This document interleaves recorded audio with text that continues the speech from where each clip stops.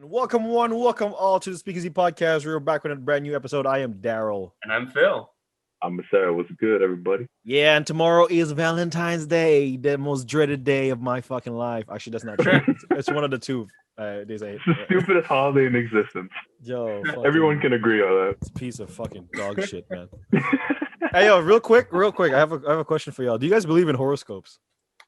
No, not the slightest.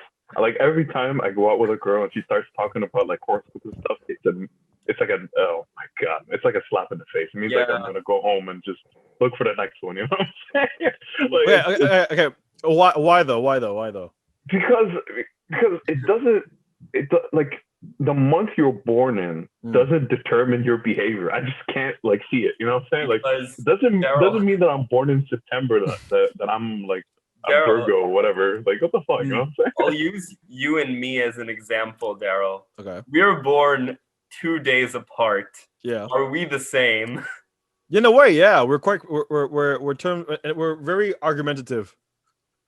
That's fair. That's a fair angle. We're very sort of like we're very lenient in terms of like what we what people say. We're kind of open minded, but we're very sort of like we know like what we want, and sort of like if we're not like type of people like that sort of like attacks things. We're just sort of like reacting. We just sort of like do stuff, and then we're like, okay, fine, do it your way. It's fine, and then you can find like similarities between like people. Like it's not. I'm not saying like it's easy to find similarities between people. I'm just saying that it doesn't depend on the month to find similarities between people. This is my. I do agree that I don't believe in the whole like like in the back of magazines where like, oh, you were born this day, so this shit's gonna happen to you. Like that's bullshit. That's all like that's nonsense. But I do believe in it. Says like see like the way I see it is sort of like when you're where you're born kind of affects your culture and the way your skin looks, right? So if you're born in the north, your skin is fairly paler than say if you're born like in Africa or like the Equator, like Brazil. Yeah. And they're like darker, right? So their culture subsequently, because where you're from kind of like dictates how you think in a way. So say if you're born like in sort of like in the Asia, like you don't think like Western people. If you're born like in Europe, you don't think like African people, So in a sense, like the way I see it is sort of like where affects how you think, why doesn't when? Because technically, like where you're born, when you're born is sort of like how far the sun is from the earth type thing. So like that for me, like it's sort of like I don't believe it's a direct correlation, but I believe, well, I'm open to the possibility that there is a correlation. Like some sort of correlation because I know like the what I see is like people who are born like in December, they're more subdued, they're a lot more sort of like less emotional.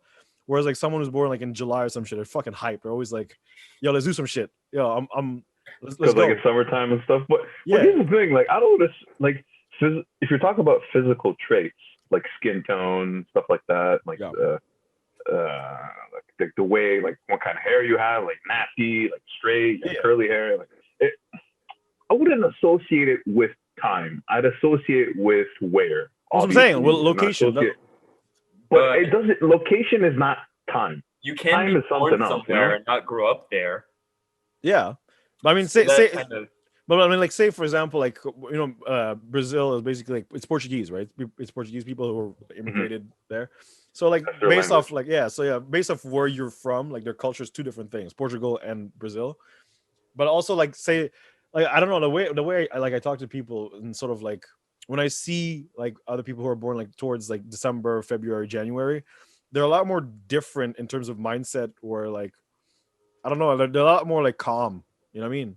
Like December, especially, they're very like, they're not interested in much. And like, they're like not emotional, which I find very like cool. But scientifically, if you want to like, for example, we're trying to make a study about it, right? Sure. We're trying to find out if there's actually a relationship between the time of the month that you were born in versus what kind of character you have, like what kind of personality do you have. Yeah. So we have to isolate a variable. It's going to be our control variable. Yeah. So let's just say that two people born in different like times, but born in the same place. Yeah, same place. Yeah. Right.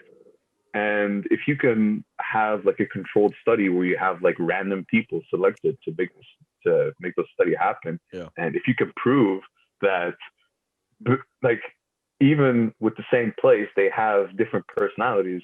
It means that it's not true. But if you find enough people that have enough similarities and live in the same place, then you could have you could support your argument by saying that I feel like there is a correlation between place and time. Agree with your statement through the use of like statistics, but I think there are outside variables in that case. Like in the case where everyone in a specific place have a similar attitude, maybe it's because they've gone through a similar historic moment in their country's history. So, like people who all grew up everyone born in September in the 30s has some sort of PTSD. Why? Well, there was World War, True. Like true. There are historical events that impact more certain areas of the globe in your social memory, right? There is a lot of variables to consider. Of course, I agree with Philip. It's not just time and place.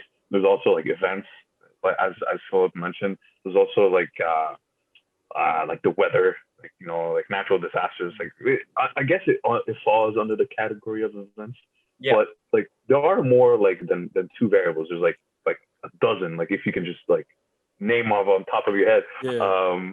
But I still believe that there are too many variables to consider, and it'll be very tough to find a direct relationship between the time of the month that you're born in versus the development of your character or personality. I think there's just a massive stigma on astrological, people who believe in that stuff, because people take it way too fucking seriously. Yeah. So everyone, whenever what you're a Capricorn? What? You're a Virgo? That's crazy. We're compatible. It's you know what I mean? And the worst part, I'm gonna mention it. And the worst part is every time, you imagine you going out with a chick, and she starts saying when are you born and stuff. She's trying to get the no, it's kind of fucking you know what I mean? When you put it that way, it's kind of weird, But because supposedly Virgos and Tauruses are compatible supposedly. Oh and, yeah. So Tulip is a Taurus, and she and we do not mesh at all. So I get along with her. Yeah, I know, but the thing is, for me, I guess I'm saying it's a different type of character, right? But we have sort of similarities, but it's just that the way we're sort of we think, our mindset is kind of different. That's kind of weird, you know what I mean? It's not. That's what I'm saying. I don't take it as fact. If you were born this way, if you're born this time, you are instantaneously you're gonna mesh easy. But I do believe that in some way or other, there is a correlation. There might be a correlation between when you're born and the way you sort of view the world. I have a similar. I have an opinion of I don't believe in any way in it, but I believe in reflective sociology, where if you're told that you're like this, then you're gonna start acting like it. Yeah, you are. As soon as it's in your mind, yeah. If it's in your mind, you're gonna manifest it because it's already in your mentality. Yeah, if you're told that Virgos are very nice, you're gonna act like it, I guess. That's some bullshit. Bullshit. One of the meanest people that ever walked on Earth is on the podcast right now. The devil is alive. I'm just kidding.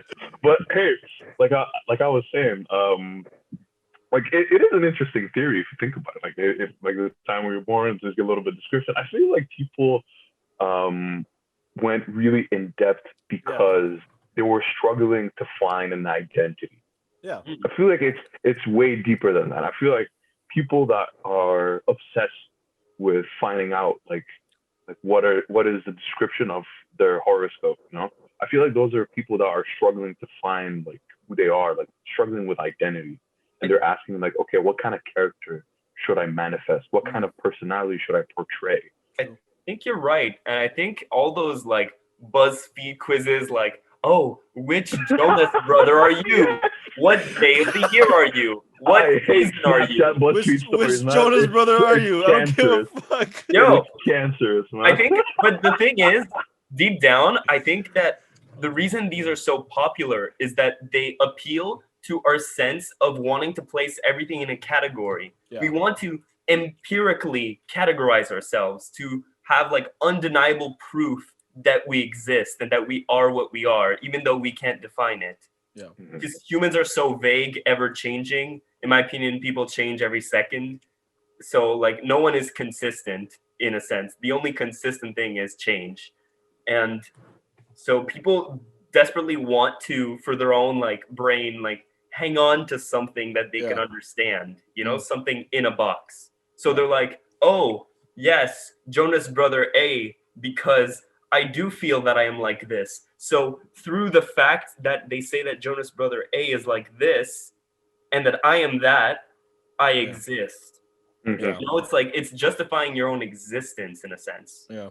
Yeah. Like you're trying to validate. like I validate. Yeah, feel you're valid. it's like a badge. I feel like it's sort of like a what kind Try of to feel pride in your own existence. It's like saying like what kind of type of Pokemon that is, for example. If you're saying like Charmander, I want to be a Charizard. it's like it's the exact same thing. Like I was like, oh, I'm a water type, I'm a fire type. Oh no, I'm a ground type. Like, we know you're a dragon type, Daryl. Yo, would you imagine when you're young? Like imagine like the young Pokemons could speak English. You'd be like, hey Ash, I want to be a Charizard, but you can't. You're a Pikachu. Well, I want to be that anyways. Oh crap! But here's the thing. Like I feel like people want to explain like their month because they want to like associate with a specific group. Yeah. Like they're trying to find like. Yeah. They're trying to like okay, I'm a Virgo. I'm trying to find another Virgo. Yeah. Or try to find another. And instead like, hey man, we're on the same horoscope. We're supposed to get along. Yo, we're supposed to get along, bro. We have to. It doesn't mean can't break up on me. And here's the thing, like for the people that like believe it and like believe into it 100%, I have this counter argument to them. Like I say this, like people evolve over time, right? Yeah.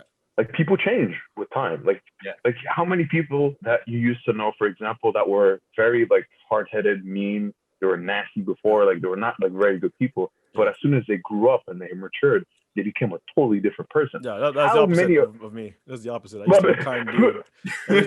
Come on. That's not true there. Now I'm the devil, motherfucker. That's not true. The devil is a lie. Hey man, I don't know the devil that wears pink, dog. Hey bro, it's close to red. It's a transition period. It's a transition period.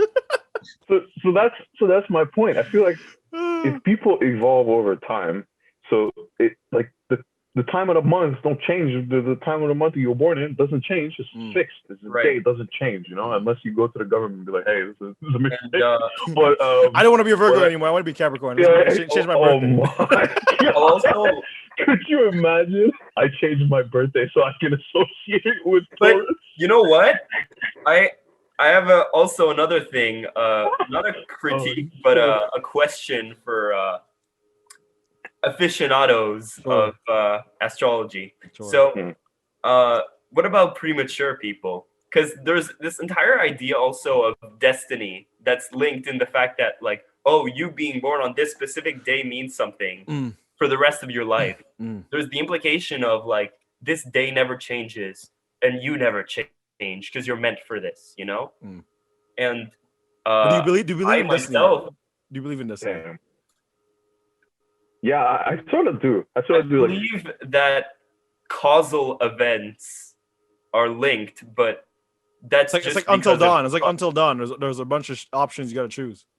Exactly, and all your actions have consequences, but that's just quantum physics. That's not like but the thing what is, I would call it. But the thing is, sure, yeah, I agree with that. But the path that the options that are laid out for you, don't you think that say like you get to choose which route you take, but like essentially the leading up to those options, don't you think that that's like guided in a way?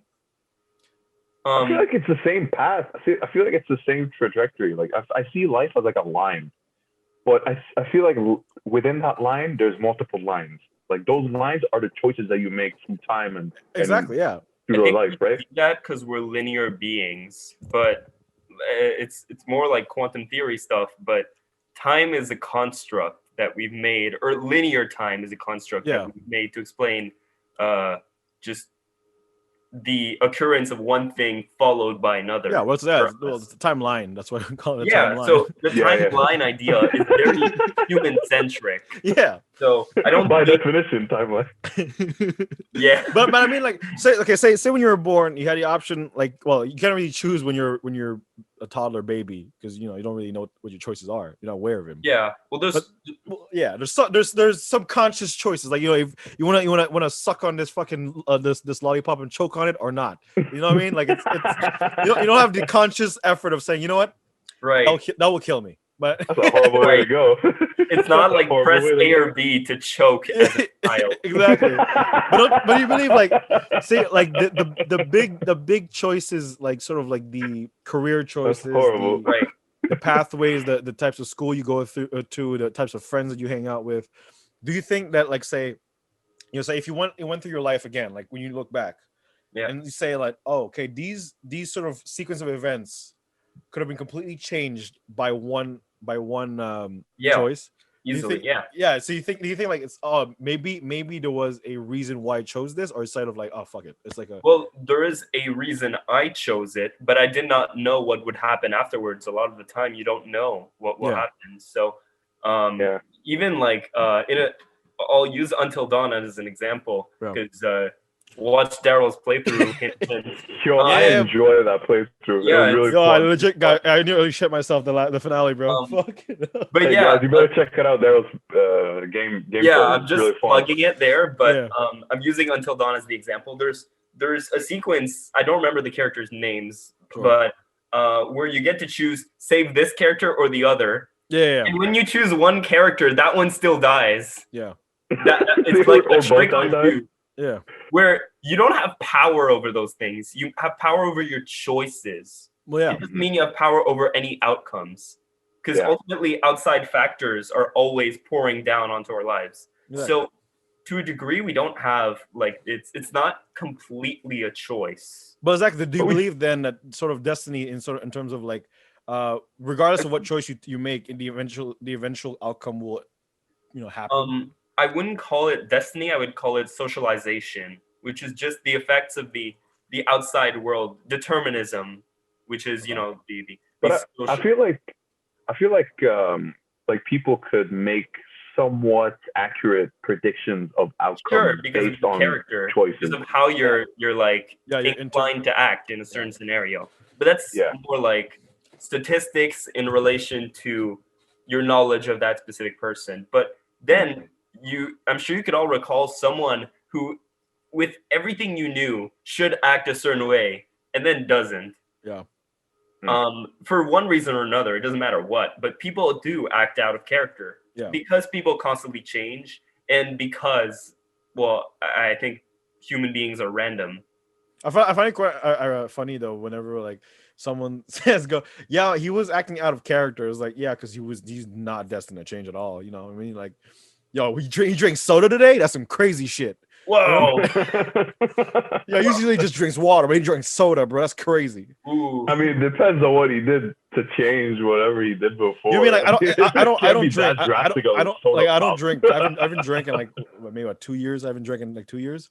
Imagine I take a big bottle of Jameson. Yeah, if you started drinking out of somewhere, we'd all be like, "Well, that's really out of character." The writers really follow up on. Daryl, you're gonna start thinking that you're phasing through walls, man. You're gonna start tripping like beyond belief. I'm the Flash, bitch. We are the Flash. We are the Flash. Here's a good transition. Do you guys, because we were talking about identity before, and I think a lot of like teenagers nowadays have this identity crisis most of the time, like especially with social media. They don't know what they usually conform to, like society's standards of what a teenager or like a man or a woman should be. Do you believe well, for one, did you guys go through like the whole identity crisis thing, or did you guys manage to like ultimately figure yourself out as you went along, or it was sort of like do you guys are you guys still in that in that it's zone? A learning process. It's a learning process. It's an ongoing process. I believe that even if you know yourself the best, which I hope you do, you're still learning regardless every day, like new things about yourself that you didn't know before, even if they are minor things, like very small things, like Like, oh, I didn't know I like this rice. Oh, that's nice. It tastes good. Yeah. It's a change every day. Every day is a new day. It's different. I feel like personality wise, character wise, you evolve every day, even if it's like minor adjustments or minor changes. Yeah.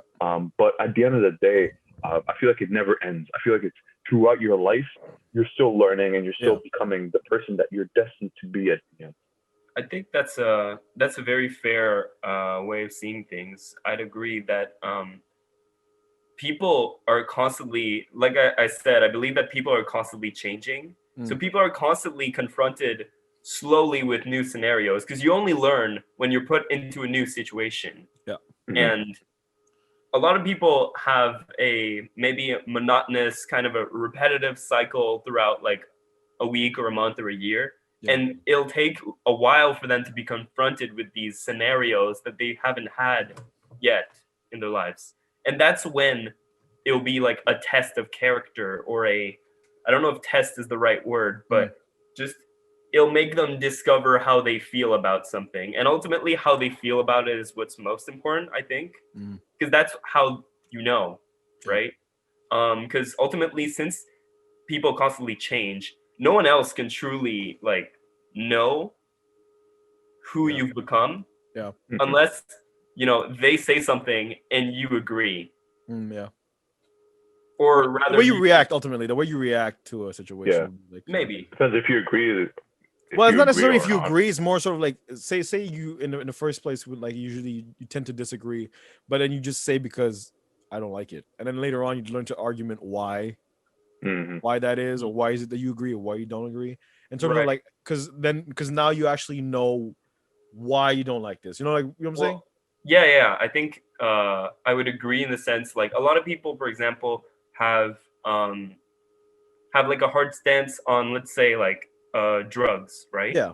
A lot of people stay away from drugs, but they also stay away from the information relating to drugs. Yeah. Which is another thing. But in relation, they still keep their harsh stance on drugs. Yeah. Yet they don't necessarily research or try to understand it.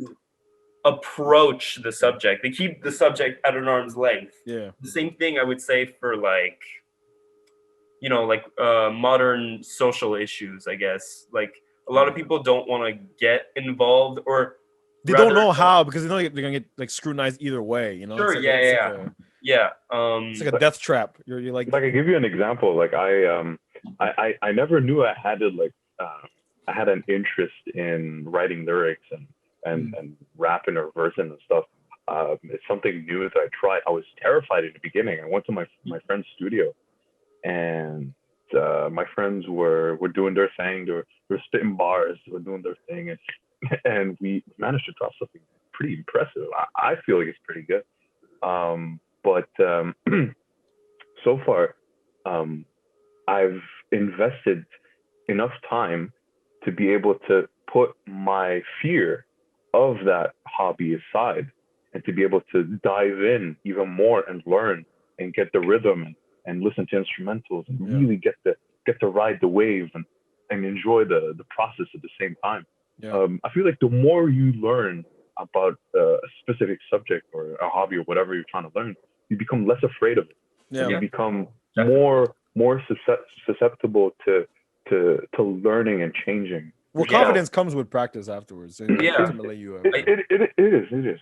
I mean, I think what you're saying is 100% true in many walks of life, and to extend like more broader onto the subject. Like a lot of people that are really involved in like causes are often people directly affected by those causes, because who would know better than them, right? Who would know more firsthand, or people who have researched on the subject, right? Like if you're having someone come into your classroom to talk about a subject, it's going to be someone researching or writing a paper on it, right? Yeah.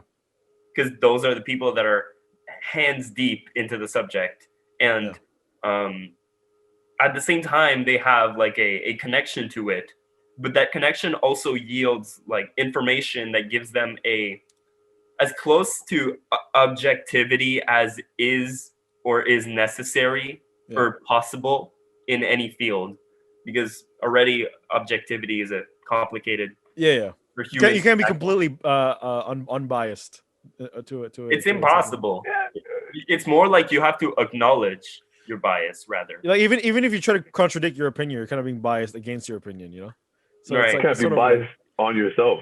yeah, exactly. But like it's like you could. It's I think it's almost impossible for us humans to be completely 100% logical in a sense because it's Yeah, sort of That's like impossible. because we we have exist. because we have this sort of like we have well our biggest differentiation between like us and like animals would be like our capacity for empathy and our capacity for sort of like feeling emotion, I guess. I I'm not mean, human emotion is very different than animal emotions. I animal agree. emotions. I think is more instinctual. I think more. It's Yeah. I feel like it's more. I mean, that's why it's animal behavior, animal feelings. But I feel like even animals, like they portray some sort of empathy. Like They I'll give you an do. example. They do. Like dogs. I'll give you an example. Dogs are like a man's best friend, right? Yeah. Like they're company for life until the end of time. Like dogs Yeah. love their partners. If I've seen a couple of dogs that instead of doing the wrong thing, they end up doing the right thing. Like it doesn't matter what it is. It's just they can think for themselves enough to be able to make a decision that that could that could show that they have empathy, that they do feel. Yeah. You know, they have the capacity to feel and to make decisions based on that. Yeah, I think what actually separates human thought from all the other animals out there is reason, or rather the more kind of René Descartes or Baudrillard type of idea of reason, where it's we're able to reflect on the fact that we exist. We're able to be self-aware and like existential Well, in our thought. you're giving us way too much credit. What do you mean? I know a lot of people. Most people don't fucking think that way. That's true. A lot of people. A lot of people. Self-awareness is intrinsic in the sense that it's the reason why a lot of people are scared of awkwardness or scared of like some social situations relating to awkwardness, because awkwardness is the realization of yourself in the context of a situation, and it makes you feel deeply uncomfortable. I think that's also because they're just antisocial, which also brings us the idea of anxiety. What do you guys think of the thought of anxiety and how it should be treated? Like because you know how social media nowadays sort of like projects this image, and so a lot of people they're anxious about their self-image. Yeah. So what do you think about? I feel like there's two sides of the coin here. It's the same coin, it's two sides. I feel like people that are extremely like extremely stressed out, they have a lot of anxiety in their life. The people that really like say facts don't care about your feelings, those kind of people don't really help. Yeah, they're just antagonizing. They just make it worse. So I feel like there should be a balance between facts and emotions, because people that have a lot of anxiety are really emotional at times. As I notice, I feel like based on the people that I've encountered through my life, those who are very anxious really think with their hearts more than their brain most of the time. But which isn't necessarily a bad thing, and it's not necessarily a good thing either. It's just like depending on the scenario, which is best. Thinking with your heart, have empathy, think with your heart, like have feelings, put your feelings into it, or you have to use your mind so you can use reason. So it's a combination of both, depending on what the scenario is. But I feel like those who don't respect those who have like those who are a little bit more sentimental, not sentimental, those who are a little bit like emotional. Yeah, that's the word I was trying to. Those are a little bit more emotional. These people don't help. They just bombard them with like, oh yeah, you're just stupid, or like, oh, you're just weak, pathetic, stupid. Yeah, like it's just. You know what I mean? What I find quite interesting though is the idea, like well, as Phil said, reason is one of the biggest factors that probably like differentiates us from animals. But the thing is, even with reason, I find it quite interesting how we get to understand other people's point of views, and like sort of like empathize with other people's like problems and how they've gone through, and yet we still choose to shit on them. It's like Yeah. Yeah. so I I mean, mean, I mean, there is a comical side to it. I know, Daryl. so I mean, so you know what I mean, like I feel like it's like, oh great, you have this great power to understand other people's thoughts and argument with them and try to persuade someone to see your point of view. But I like how you just choose to be a fucking dick. In the end Hey of the man, day. some people just like shitting on others, man. It's just like it's just they find reason- pleasure to it. I don't know. That's the thing, though. I think reason doesn't imply empathy, and that's why the application of emotions in a situation of facts or a situation relating to reason in the sense of like debate, right? Yeah. I still think emotion has its place in the sense of empathy, in the sense of trying to understand and still want the best for both your party and the opposing party, because ultimately you still want a discourse or you want a good end for everyone. Yeah. And that's what allows you, because like I know people that I agree with on some issues, but I don't agree with how they espouse these points, these facts, these whatever. The deliveries, you know, Their delivery is so cut and dry. Yeah. And they're not saying anything false. Everything they say is true. Yeah. But they will never gain the support of anyone to help said cause if they just antagonize everyone who just doesn't have that knowledge that they have. But it is a question of balance at the end. Like I said before, you have to have like a balance between emotion and reason. Yeah. Because like, you know, like a fairly good description of those who like to shit on people, like they usually wear a white headband and a pink shirt most of the time. Yeah, I don't know what you're talking about. It's a fairly like common description. I don't know who this guy is. Huh. But if you're on the lookout, send me pictures of drawings and I'll compare them. Reddit video. Yeah, I'll compare them to sketches that I have already drawn. Here's the thing. Here's the beauty. Here's the beauty about how I do things, right? So I do it in a very sarcastic way. Yeah. I know.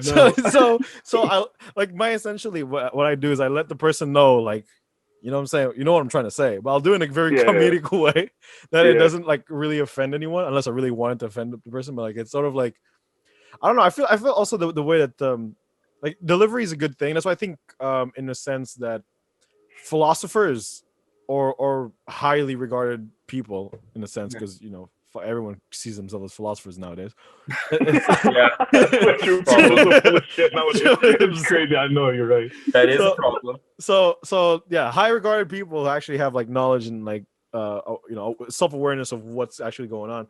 I feel like those people shouldn't necessarily be like leaders and like politicians. Yeah. Because you know, maybe their intentions are really right, but the way that, you know, it's sort of ultimately manipulation and how good you are at sort of like using your words to convey a sort of thought or response to other people, you know? Well, that's why there's this there's kind of this joke in both the circles that talk about philosophy and those that talk about like politics, about the idea of philosopher kings, which was introduced by Plato, who said, oh, you know, what would happen if, you know, just all the smart people were in charge? And people have endlessly critiqued that idea because it is kind of ridiculous in a sense. It ends up not being much of a democracy. It ends up being like a very poor implementation of practical knowledge. I think it's going to be like a higher class and low class dominion. Like, oh, look, we're so smart. We're up here. Discriminate based on intellect. Discriminate based on intellect. Funny thing, I've seen still people saying like, why aren't philosophers in charge of the world? In the YouTube comments of many politically charged. See, we don't force you. We don't force you to do it. You bite it. Well, I'm not. I'll do it. Why not? I'm not indicating any. I didn't indicate anything. You thought about your own things. I was referring to someone else, actually. Target acquired. Target acquired. We got him, ladies and gentlemen. We got him. We got him. But yeah, so what was your point? What was your point? You're making a point? My point is that there is a proportion of the population, and ironically, it's in a populist manner that populist as in like appealing to the mass of people rather than like educated people, or rather trying to appeal to people that generally go through the education cycle. Those are the people, the populace that is generally not necessarily educated, that tends to advocate nowadays in the YouTube comments for philosopher kings. And it's ironic because they are not part of that population and they believe that they would be. Well, I think it's more the matter that because they see that, you know, the people right now who are in charge are not exactly the smartest. So they're like, hey, yeah, that's an understatement. It's kind of the same argument as like, oh, you know, since men ruled the world. Fair point. You know, like men ruled the world this entire time and it's gone to shit. Maybe if women ruled the world, it would be different. You know what I mean? It's the same argument. Oh shit. And I'm not That's a really sexist argument. It's not my argument. It's people's argument. It's not mine. I'm just regurgitating what I'm reading. So ultimately it's like sort of saying it's kind of the same thing where it's like sort of, oh, because we never seen this before, maybe this could be the solution. But ultimately, it's kind of like, you know, it's like the idea of electing someone on the premise that they are maybe a woman biologically, but maybe she does not. Miss Hillary Hinton does not have. Oh, jeez. I'm just giving an example. Yo. I like how Miss was like, oh, yo, the person talking shit. But I've as of late, the only person making shots at the people is fucking Phil. Yeah, I'm trying to switch it up, guys. Yo, I swear to God, man, you're gonna have Hillary on the door. You're gonna have Peterson right behind her. Hey, I didn't say any names. Sorry, you shouldn't have said those names because I'm talking about Hillary. But hey, man, we're the promoters for the fight, dog. It's a 3v1, bro. Like you got Hillary in the ring. You got Peterson, and you got Shapiro. Hey, that's gender equality right there, bro. That's gender equality right there. Fucking. Hey, I'm not excluding Hillary Hinton. So let's just suppose that there is a woman running for president. Throw her Gmail at her. Sure. So let's create an imaginary scenario in the land of Pangea. Sure. Where there is this sovereign country, the United Lands of Comerica. Sure. And in Comerica, there is a reality TV star on one end, and Hillary Hinton on the other. Sure. And Hillary's entire basis for being voted in is the novelty of being female, of being a woman, right? Yeah. And the idea behind that is to get people who think, oh, well, she's a woman, so she understands what everyday women go through.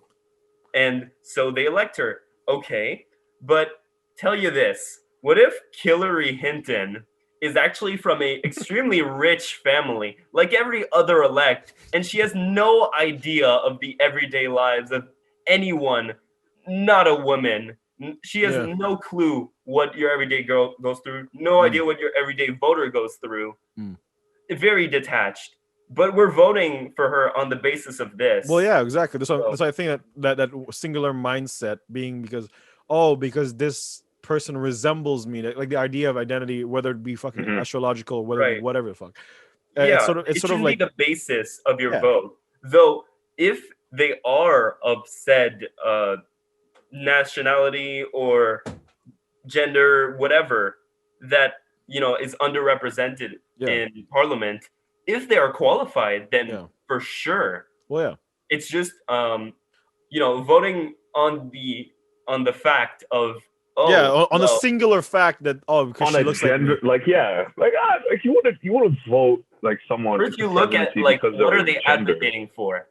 Yeah. That's the first part. I mean, to be fair, I agree with Philip, like about qualifications and stuff. I agree. Like you have to base your selection based on how well this person's been trained, how well experienced they are, like all the qualifications that they need for whatever position. I agree with that. Yeah, but it's just that. Yeah, go ahead. To be fair, if that were the case, if we were to vote people on similarities on because they look like me, then I guess I'd vote for every single motherfucker on the podium. But see, I don't vote because fuck them all. They're all honestly, the same they're all thing. terrible candidates. They're all horrible. politicians. I wouldn't even like if I had the choice to burn my vote, I would have done it. But here's the thing, like they're all like politicians. I see politicians as actors. Like there are the closest things to actors. Like I swear, like you can cast Joe Biden into a movie and it would be phenomenal. It would be phenomenal. Like and it's just like next Superman. Joe is the next Superman 1500 years later. Doesn't he look like old Captain America? He does. Shit. Yo, Joe Biden. No. Joe Biden looks like when Superman got hit with a nuclear bomb and he was like very wrinkly. No, but no, remember at the end of Endgame, he kind of looks like old Cap who really gives does. Sam Wilson, Barack Obama the shield. Wow. I knew it. Marvel is gonna be stupid. Marvel's been ahead of us all. Yeah, they've been ahead of the curve, man. They're the new Simpsons. Oh man! Oh my god, that's hilarious. But once again, I'm only making a hypothetical scenario, right? Sure. Let's just say hypothetically that in this country there is that character. Sure. I'm not saying that this character exists, but well, maybe she does. Thank you, Shapiro. So now on the next on the next part of the program, what do you think about the idea of maybe peace being a sort of a way? Well, the state of peace bringing people into like a sort of weaker mindset and a sort of a weaker mentality in terms of as in weak being sort of like not being as I guess driven or as like sort of like ambitious. There, that's a good word. Ambitious in terms of how we go about our daily lives. I 100% agree with that because I feel like people that struggled like way more than others have nerves of steel. Like they wouldn't have the same difficulties versus those who grew up in wealth, for example, or people who grew up in well-developed countries like Canada, U.S., Europe, like stuff like that. Like I feel like people that went through a lot have a better shell, like a thicker shell than those who don't. Like it's like natural selection. Yeah. Like the turtles with the thicker shell will avoid predators. Those who have a weaker shell. I'm just expecting your dad being right next to you, like, would you come on, say it, man, say it. I'm the best. Yeah. Say it, I'm the best. Oh no. What are you talking about? I'm saying this from me. There's nothing. There's definitely not a gun pointed towards my head. I can guarantee you. Yalla. This is the hostage situation. Oh my gosh. But yeah, what are your opinions, Phil? I'm like typing 911 in the chat right now. Yeah. like say compare you to like your dad or your mom, saying that they came from like from poverty or from a lesser point from where you are right now. Yeah. And they had to work their way to becoming who they are. Do you think it was a lot because life is a lot easier for you compared to them? Do you think it's a lot? It made your mindset or your view of the world a lot more sort of like, I don't know, less I guess tainted. I don't know a good word for. I would use the word not complacent necessarily, but at ease. I don't have to worry about if I'll be able to afford my next meal. Like comfort. It falls under the same category as comfort. Yeah. And the thing is, due to like education, I have like I don't think I'll call it a luxury, but I have the hindsight or the I could see the privilege that I have due to the hard work of my parents, and I value the hard privilege. Yeah. Well, I I bet all the viewers here like, yo, I'm waiting for that white guy to say privilege, man. I'm waiting for him. He said it. It's like, oh, that last comment really pissed me off. I I'm kept waiting for that that shit. to- How many Waiting fucking for times him I to say heard that that. shit? But yeah, so do you think like your mindset's a lot less ambitious? Sort of like they had the No. strive and like Well, ambitious? No, I think I'm more ambitious even. but actually committing to it, like actually doing it, not in terms of thinking about it, but actually doing it. I'd say it's different. I think it's just the circumstances are so different from when they grew up and when I grew up. It was a different time. You know, they grew up in the swinging 60s, right? Yeah. Social change was about a lot of stuff was happening during those years that changed the way society is. And right now we live in the already changed society. Well, I feel like right now we're also kind of changing. I mean, we're also in a period of change. I think BLM is the biggest. But BLM is actually the biggest thing. It's yeah, I think it is. It's the biggest movement of this decade. Maybe the environmental one as well. Yeah, that too as well. Yeah, we're a lot more environmental. I mean, there's a lot of events that happened throughout those 10 years. I think we've gone through something recently, but I think there's also more to come. And of course, the pandemic is a huge look at yourself in the mirror type of situation. Unprecedented. Hey, the pandemic is the reason I went from looking like Thor from you look like Thor in Endgame now, bitch. To Thor in the Endgame. Yeah, I swear. Like I used to feel so mighty. Now I feel so jelly. Yeah. So I do think that it's so different that I don't know if comparing it holds any like inherent value. I do think though that we have to remember that, but that I think it would be the same for everyone's families, that everyone has made big sacrifices.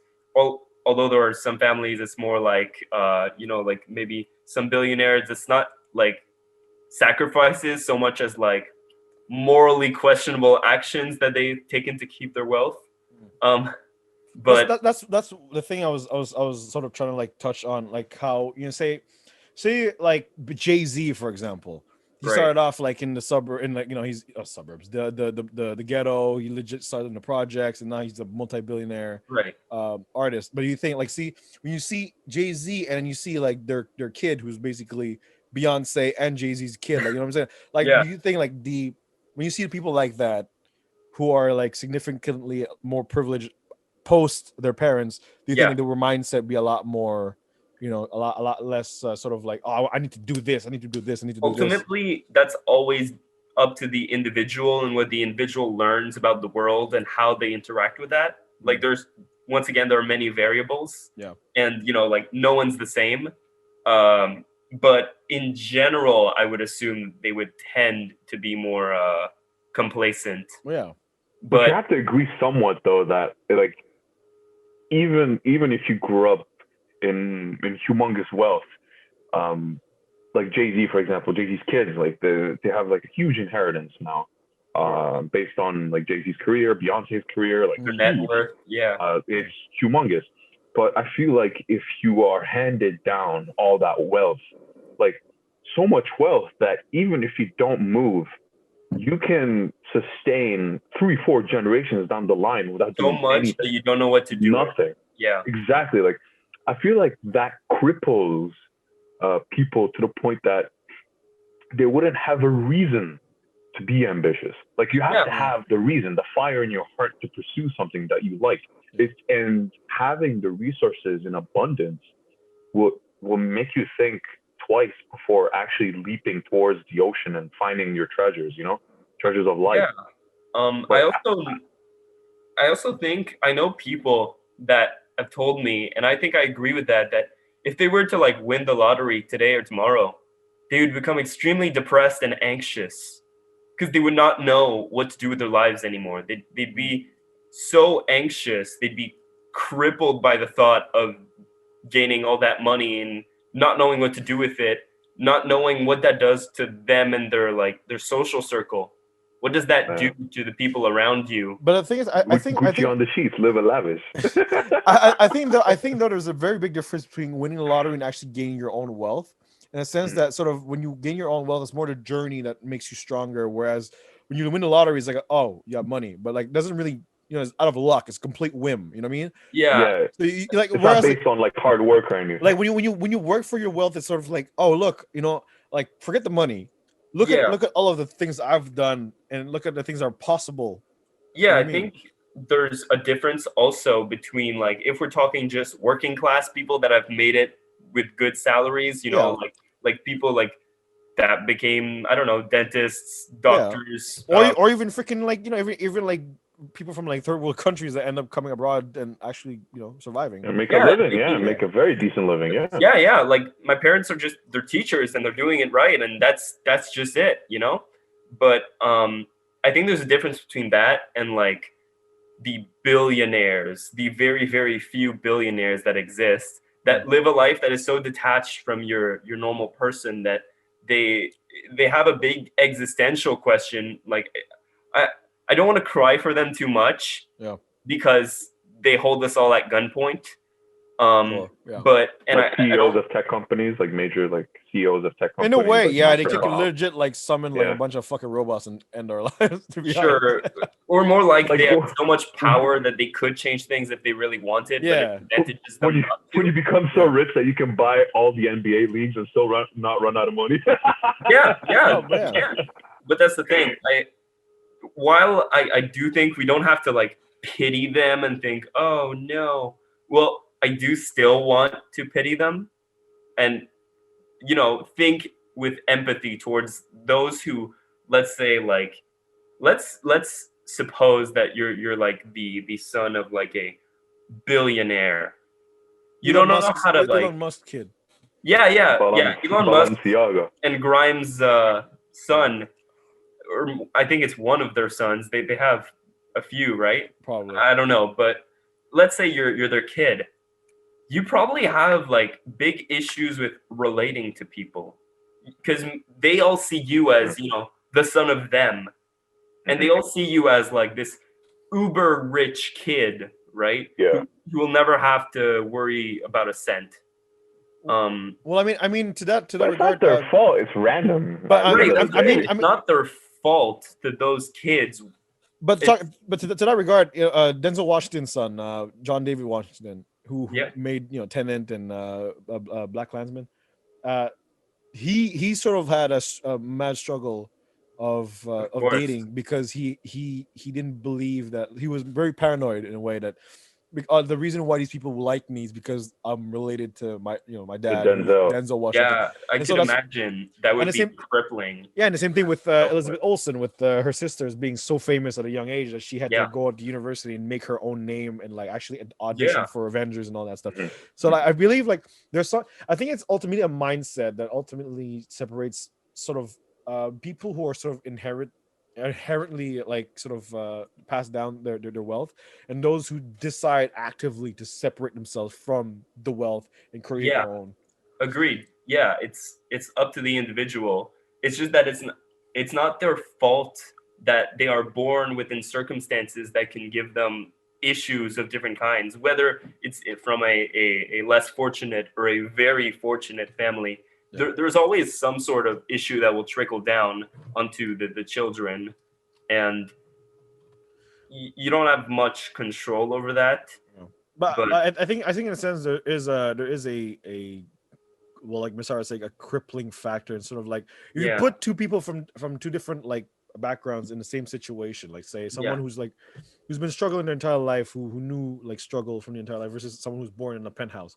And then you put them in the same situation where you have to cook their food, you have to like live on their own. There's no like parents, no supervision. You have to do everything yourself. I feel like the people who struggled, who knows struggle, will be at an easier like sort of it will do it in a lot easier way because they already know how shit goes.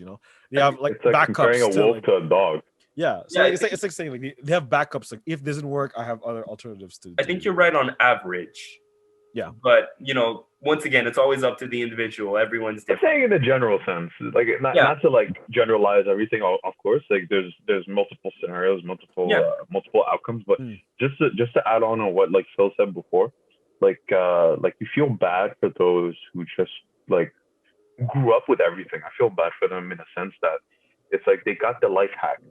They got They got all the cheat codes. GTA cheat codes, everything. They got the money, they they got got the guns, everything. all that shit. But they missed the adventure. Like they missed the game, the purpose of the game. It's like saying, remember when like Pokemon Platinum came out with like Giratina, Dialga, Palkia. Giratina, exactly. Like the Nintendo console came with a sort of chip that when you plug in your DS card in it and put the chip with the DS card into the DS console, it allows you to have all like 99 Master Balls, like they have like everything. Yeah. It's a lot easier. Like 999 like potions and stuff. Like it just destroys it. Like you do that just to like piss on everybody else. But Master Ball everywhere. I had a friend. Exactly. Like I have a story about that.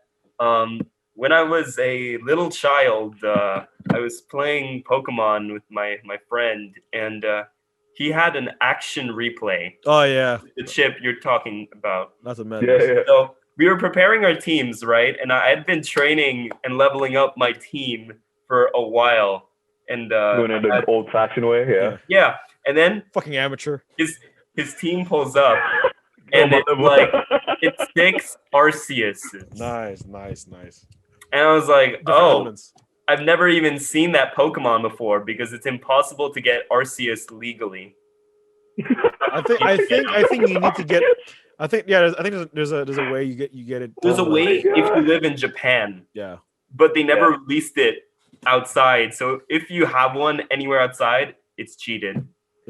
So I was quite surprised, and I learned something about the nature of the way you get your wealth, or the way you get like a life hack. Exactly. It's the you know what? Concept. I had the pride of raising up those little Pokemons, and but hey, that's the fun of it. That's the whole point of the game. Yeah, that's the whole point of the game. You have to I felt very catch them all, and you know what?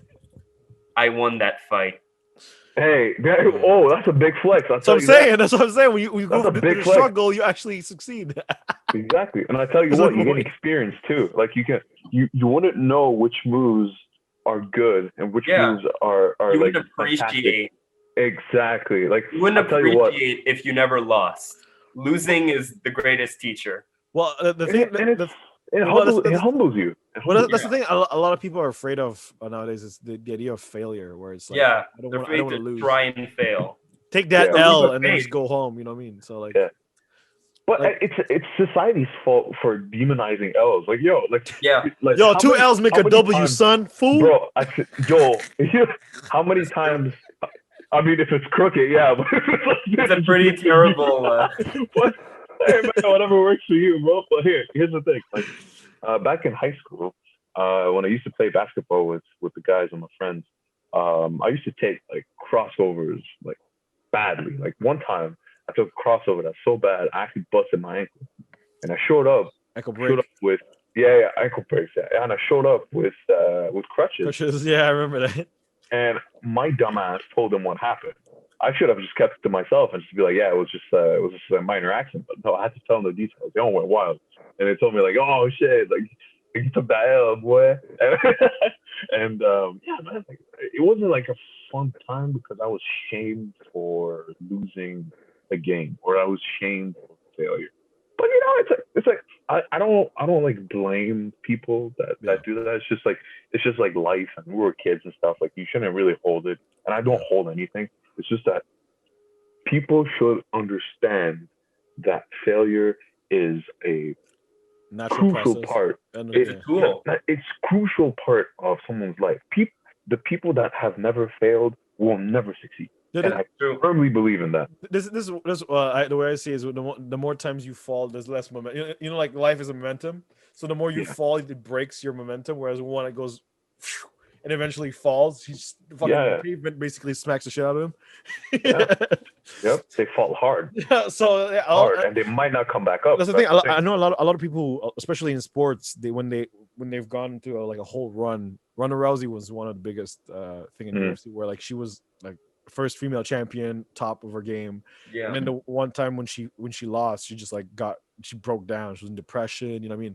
Like it was devastating. Yeah, it was mad hard on her. Like she was messed up. Yeah, that's why I think like Mhm. sort of like small failures here and there is a good thing to sort of like break your fall. And ultimately, Sure. it readjusts your trajectory. And it makes the win so much sweeter too. Like, Yeah. could you imagine like you failed 36 times in a row and the 37 is the biggest win of your life? Yeah, It would be the most sensational feeling that you will ever and you experience feel like you're worth your whole it. life. Like you feel like you made it. And I tell you what, man, like Personal like experience people, time.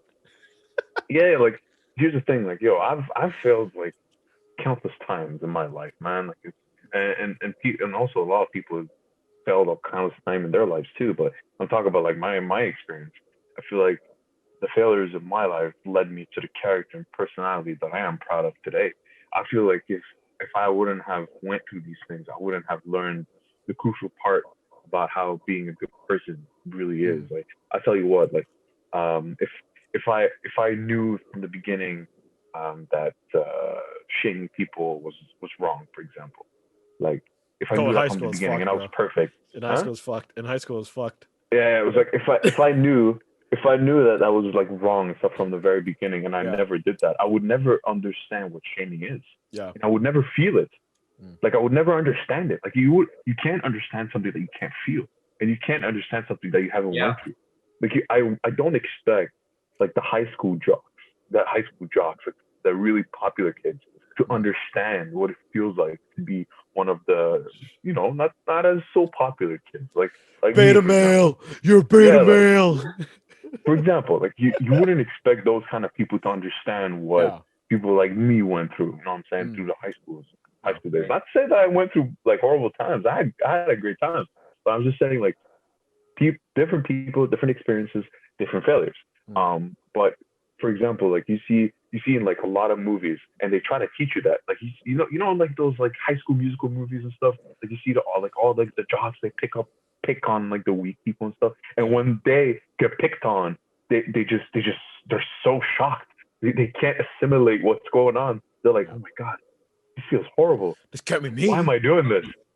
Yeah, and they learn and they never do it again. So that's how I believe it. Like you have to go through the experience, fail, learn, and you can appreciate the failures. On the notion of comparing it to typical film structure or story structure in general, I think it's telling that when you tell a story, it's the hero rises and then falls before rising again to greater heights to meet his opponent or his antagonistic force. There's always a fall before rising again. Yeah. The fall of the hero. The middle of the movie is always the hero gets dragged through mud. Yeah. And the deeper he gets dragged, actually, the higher he goes afterwards, I would say. The perfect example, like the Infinity War, and after that Endgame. That's a perfect example for I think Infinity War is the sole reason that Endgame really works. Actually, funny enough, technically Thanos still won though. He did, because that's the thing. Having a whole chapter instead of just like a moment, it's a whole movie of just that. No, I mean Thanos lost. No. But check. So Infinity War Thanos is a different Thanos from Endgame Thanos, because Infinity War Thanos is like, say, our universe Thanos. So he won. Yeah. Thor cut his head off, he's dead. But he killed half of the people. Yeah. The Thanos that lost is a Thanos from a different dimension. Yeah. Yeah. So you beat the other Thanos, but the Thanos that fucking snapped, he still won. He's like, yo, I'm dead, but I kill all you motherfuckers. To be fair, the fact that that villain never loses, in a sense, makes it a greater loss. Exactly. And thus makes the win even more like delicious. Like it's like, yes, they made it, even though they could never beat this person. They found makes the win like more predominant. But that's why I feel like the idea of getting the stones back and snapping, that was the main goal, was a more heroic thing than saying, okay, we're gonna go to a different dimension, kill Thanos, and then that's it. Because you know what I mean? Because like, if the end game was supposed to be to kill Thanos, it'd have been the Avengers, not Avengers, just going for revenge. Right. The Revengers. Like the first 5 minutes of the movie, actually. Yeah, exactly. Right? But then it could be a wild blooper, though. It could be a very funny blooper. Like instead of the Avengers, you have like the Revengers. You kill Thanos and you go home. Yo, if I kill his ass, that's it, bro. Fuck the rest. That's it. But I feel like, but that's why I feel like sort of like the main idea of having Mission accomplished. mission accomplished people. Let's go back home. Everyone's dead, but he's dead too, so it's cool. Yeah, I feel like Thor is more of a revenge. Well, he's an Asgardian of the galaxy now. That's true. But yeah, that's I feel like sort of the end game being sort of them trying to get the stones, snap, and then throw the stones back into where it's supposed to be, being the main goal instead of having it like, oh, I get the stones, snap, rest of Thanos of all the universes. It's kind of like, oh, that's kind of just bland. You know what I mean? It's just like, oh, you just want to kill this guy, and you're not really a hero. It wouldn't be very heroic, Exactly. and it wouldn't be about solving any kind of problem. Exactly. It would just be like a monster mashup, you know, like maybe like a movie made by A Michael Bay film. Zack Snyder. A Zack Snyder film. Yo, bro. Yeah. But yeah. But So on a side note, I wanted to ask because I was really curious, and coincidentally, I was actually midway watching through Endgame because I was like, I really enjoyed the movie, and sometimes I watch like blockbusters again because I like the animation and I just like the colors and like the actions and stuff. I just enjoy it. So I'm contemplating in my mind like the characters. It has nothing to do with what we're talking about right now. I just want to know something. Like, how strong is Thanos? Because that's a very important question because in Infinity Wars, you see Captain America. He was holding Thanos by the pinky and like the other finger, and he was actually like holding on, and he was like Thanos was trying to press on him, right? But he couldn't. I think I thought about that too. I don't think it's as much of a struggle as the film makes it out to be in reality. It's just that the film focuses on this moment from a symbolic standpoint because that character of Captain America, who is so much weaker. it was like David and Goliath. Yeah. Yeah, from the force of nature that is Thanos in that film, and who still stands in front of him despite the obvious winner. You know, it's kind of Thanos broke Hulk's collarbone. Like this guy is stupid powerful. It's more of a powerful moment than a like showing like the strength comparison. So that's what I understood from that moment. Technically, I feel like Thanos is as strong as Hulk. It's just that he's smarter. Yeah. Because the way Hulk fights, he just like slams shit, right? So if you're smart, you could just evade it and then punch him in the face, and then it's easy. I feel like he's more powerful than Hulk, but the guy like got his ass handed to. But yeah, he already had like. But he had a stone already when he beat up Hulk. True. He had the power stone. But that's the thing though, because I feel like whenever he was fighting Hulk, the Hulk was just like slamming him over the fucking place, but he wasn't actually like hurting him because he was just like say like you fight a guy who's just like swinging shit, right, and he hits you, you're like, all right, but then you just dodge, and then you hit him with a clean shot to the face. You know what I mean? Like you'll drop the person. But dude, if you like replay the fight, like if you see like Thanos hitting if you see like Hulk like hitting Thanos, you see the guy was landing pretty good punches. But here's the thing, like I'm saying, like the characters of the Avengers, you're having a hard time scaling their strength and powers because here's the thing, like Thor managed to like hold how do you say this? Like he was like counter attacking parrying Thanos. With the axe plus the hammer, and he was tilting him over like he was like, and he had like a hard time doing it. By the way, that's Stormbreaker and Mjolnir together. But what I find hilarious about that is, if you notice, Thanos was just using his one hand.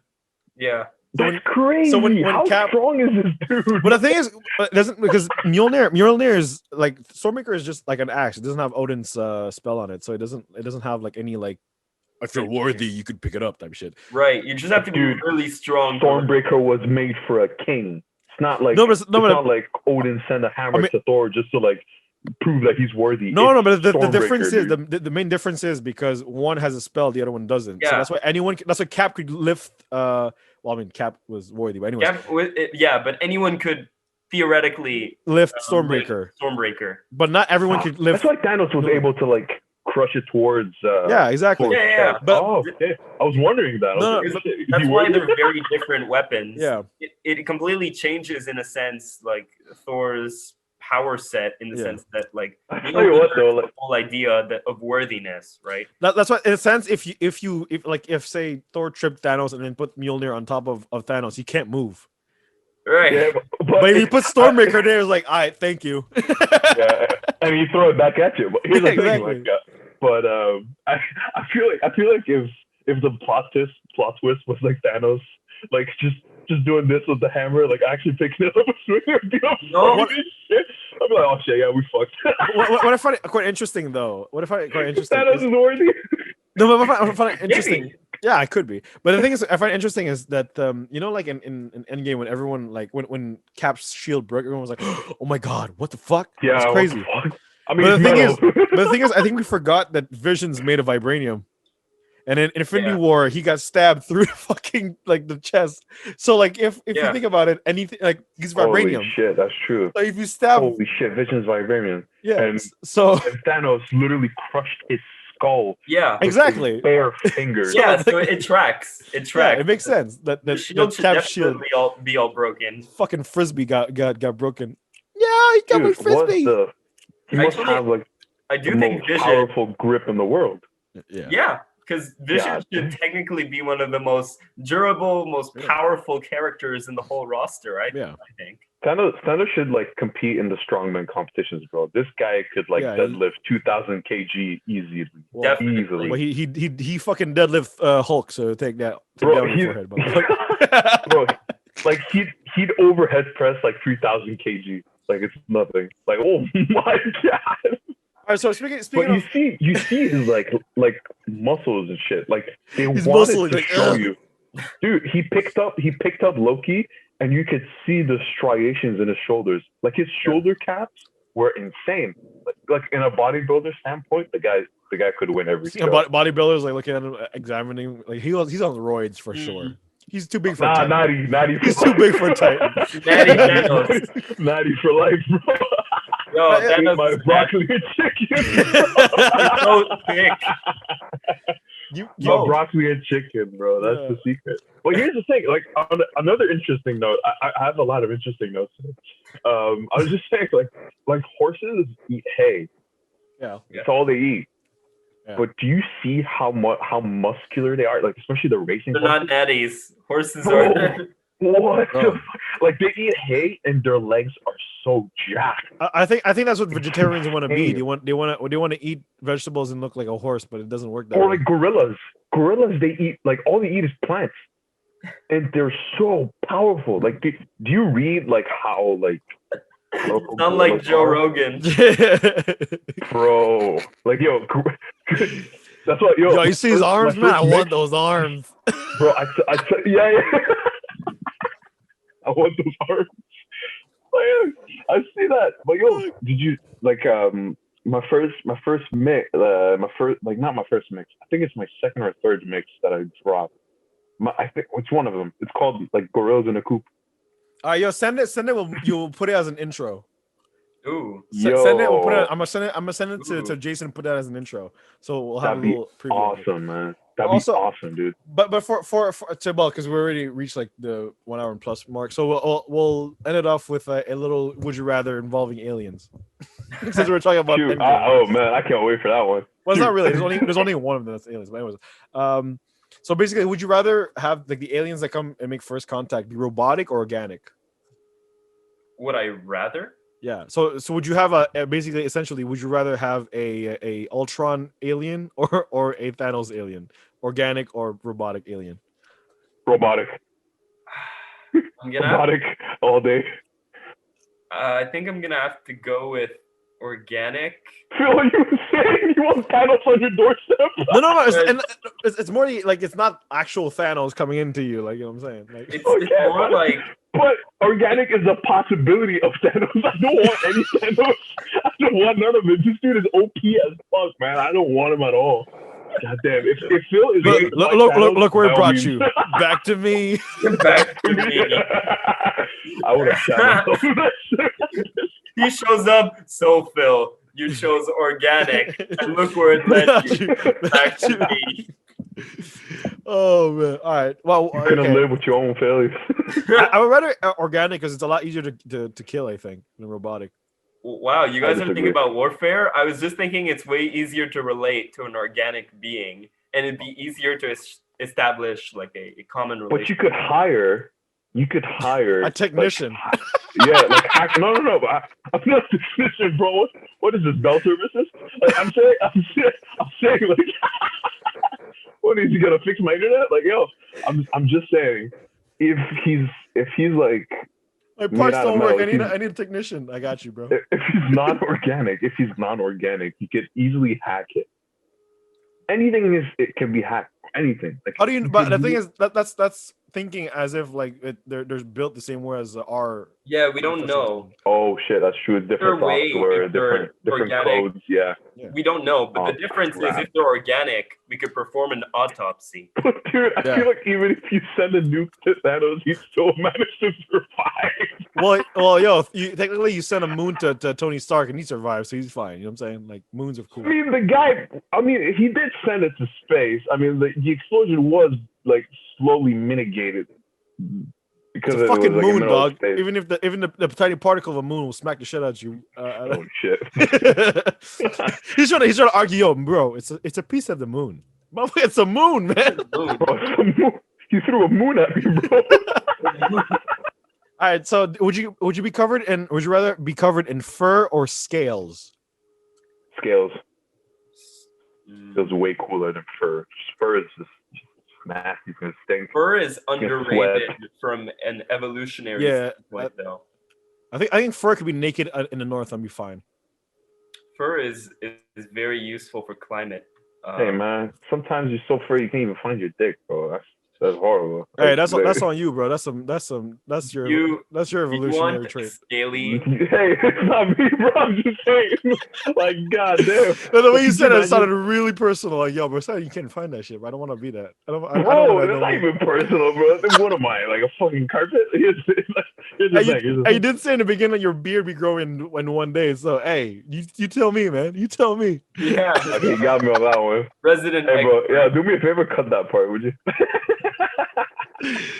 Fucking hell, man. I always fall into like traps by myself since childhood. Like Daryl doesn't even need to bait me.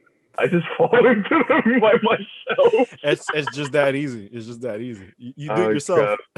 But I said scales. I said scales because I like the look of a dragon or a snake. He wants to be like Lizard Man from Spider-Man. He'll be the Parker. And I can regrow my limbs and shit. That's cool as fuck. You think you can fight me? Hey, yo, I'm gonna send you my arm through the mail. I'm gonna say hi to you after me. Oh my gosh. Would you rather talk to animals to land animals that fly, or animals that live underwater? Underwater, because most of creations are underwater. Okay. Most of living organisms are underwater anyway, so it would be Aquaman is extremely cool. Hey man, I am always ready to play that role in any movie. We know if they have a sequel, trust me, I will wear heels to get 6'3", bro. Yeah, I think I would also. I don't know. I like talking to. It'd be nice to be talking to fucking a bird and be like, yo, tell me what this motherfucker talking about. You know what I mean? Like. Is he snitching on me? Like, you know what I mean? Like I have eyes everywhere. Bird. Yeah, I have messenger birds. You can tell me. You could be like, yo, this guy's snitching on you, bro. I'd let you know if the fish is roasting you, bro. But the thing is, like, I think it's more efficient in terms of like, everyday life, because since you don't really live underwater. Like I'll be like, most of hey whale are underwater. Yeah, no, but be like, yo, hey whale, how's your day? I just ate a bunch of fish.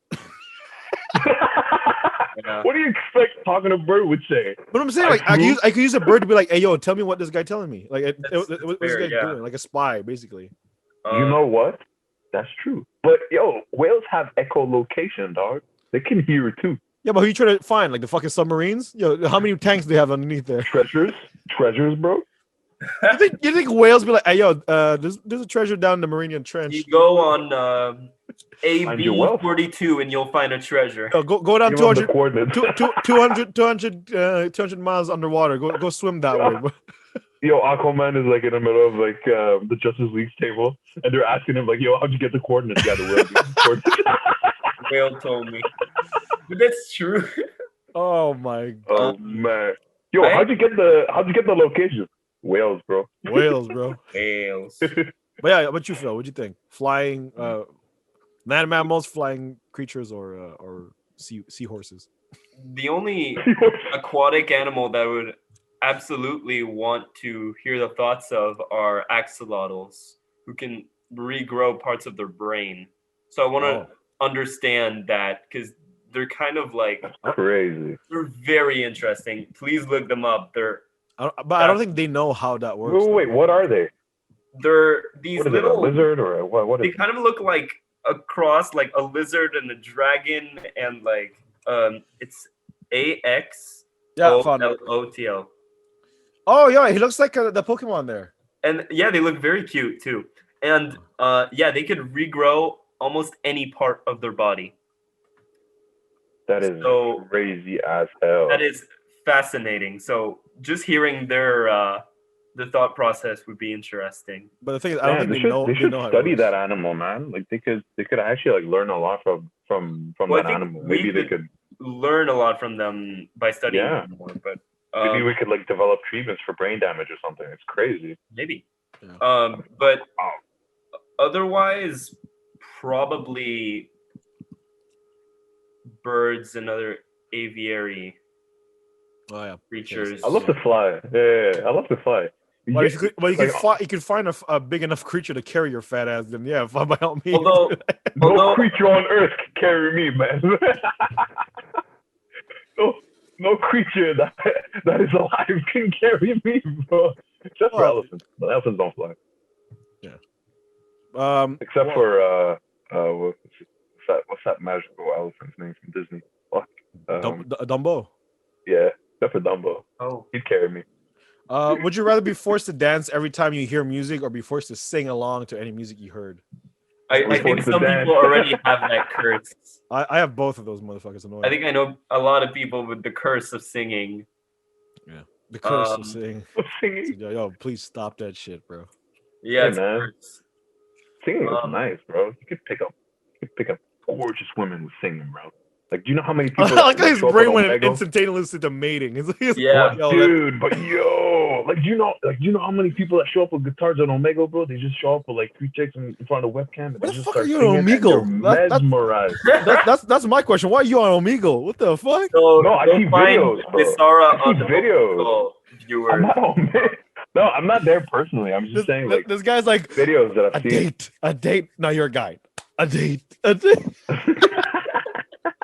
Got the guitar ready, got the champagne, everything's ready. I got everything ready. Got y'all. Gonna make them feel wavy. Play the ukulele. Here's an interesting Here's an interesting one. Would you rather be an unimportant character and like the story that is your life, but like end up living in the end, so a long life, or being an important like main character but end up dying early on? Important character and die.